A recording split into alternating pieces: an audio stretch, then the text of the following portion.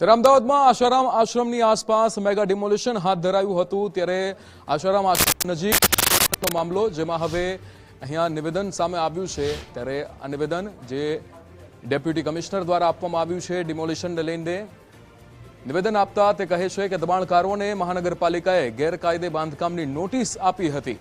ગેરકાયદે દબાણો દૂર ન કરતા ડિમોલિશનની કામગીરી હાથ ધરવામાં આવી હતી।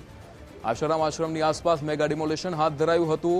મહાનગરપાલિકા દ્વારા શિવનગરમાં ડિમોલિશનની કામગીરી ચાલી રહી છે। ત્યારે અમદાવાદના આશારામ આશ્રમ નજીક ડિમોલિશનના મામલે જે રીતે અહીંયા નિવેદન આપવામાં આવ્યું છે ડેપ્યુટી કમિશનર દ્વારા ડિમોલિશન લઈને આ નિવેદન આપવામાં આવ્યું છે। તેમને 37.5 ચોરસ મીટર જેટલી જગ્યામાં બાંધકામ કરવાની છૂટ હતી। ત્યારબાદ અમદાવાદ મ્યુનિસિપલ કોર્પોરેશન દ્વારા તેમના દ્વારા 50 ચોરસ મીટરથી પણ વધારે વિસ્તારમાં ગેરકાયદેસર બાંધકામ કરવામાં આવેલ હોવાથી તેઓને જીપીએમસી એક્ટની હેઠળ નોટિસ આપવામાં આવેલી।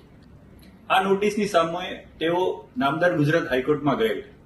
નામદાર ગુજરાત હાઈકોર્ટે તેમની રજૂઆતને અગ્રાહ્ય રાખીને એવો આદેશ કર્યો કે અમદાવાદ મ્યુનિસિપલ કોર્પોરેશન 50 ચોરસ મીટર કરતા જેટલું વધારાનું ગેરકાયદેસર બાંધકામ હશે એને દૂર કરી શકશે।